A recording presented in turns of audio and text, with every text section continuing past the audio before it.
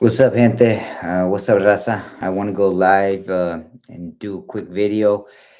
Donald Trump is going to invoke the Insurrection Act of 1807. That's something I talked about already. And the reason I say that is because he is trying to provoke what's happening in Minneapolis. He's trying to provoke the people there. He's trying to provoke the government there. And he's trying to provoke a situation. And I think he's getting his way to where he would have to declare a national emergency. And why would he do that? Why would he want a national emergency on his watch? Because it would allow him to suspend the Constitution and the Bill of Rights. It would allow him to have some serious powers that very few presidents have ever, actually carried out. And the reason why he would do this is because the truth is he wants to cancel the midterms. That means in 2026, this year, there's going to be an election for Congress and other, seats around the country. He's literally, trying to steal an election. That's what he's going to do. And then in 2028, if he's successful, he might also cancel the elections. He'd probably stay in there in 2028. So you can't put it past this man. He's out of his mind. He's insane. Just give you guys some evidence. Pam Bondi, his attorney general, the person in charge of law enforcement, is demanding the voter list, the voter rolls. That means people who vote, because that way they can go in there and under 1960 Civil Rights Act of all things, they could take the voter boxes, something that Trump is on record as saying he should have done. He regrets never taking the voter boxes during the 2020 election when he lost to Biden. And with that said, I do want people to know that there's different ways to fight back. We're not going to vote our way out of this mess. We got to attack it from all directions. People who know me know that I advocate for, everything from the arts to armed self-defense to academics and science, religion, if that's your thing.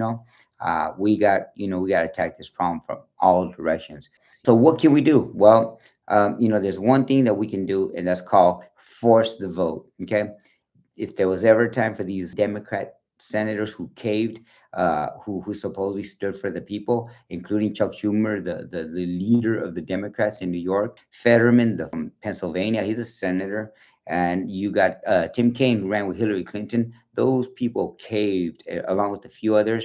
If there was ever a time for them to try to redeem themselves, they'd stop the funding to ICE. They'd stop and have a government shutdown for more reasons than just ICE, obviously, because there's things that shouldn't be, funded, including, the continued genocide in Palestine. But, they could stop it if they truly wanted to. Call them up, put pressure on them, and shoot, I call for it right now. Force the vote, make them have a government shutdown, make them stand by their words, make them, stand by what they're saying now, because supposedly that's what some of them are going to do. Others will not. At this point, the Republicans are lost. That party has no direction. They're just basically a cult at this point. Democrats have no backbone, no spine. And so, I'm saying this now just to let everybody know he's trying to steal elections.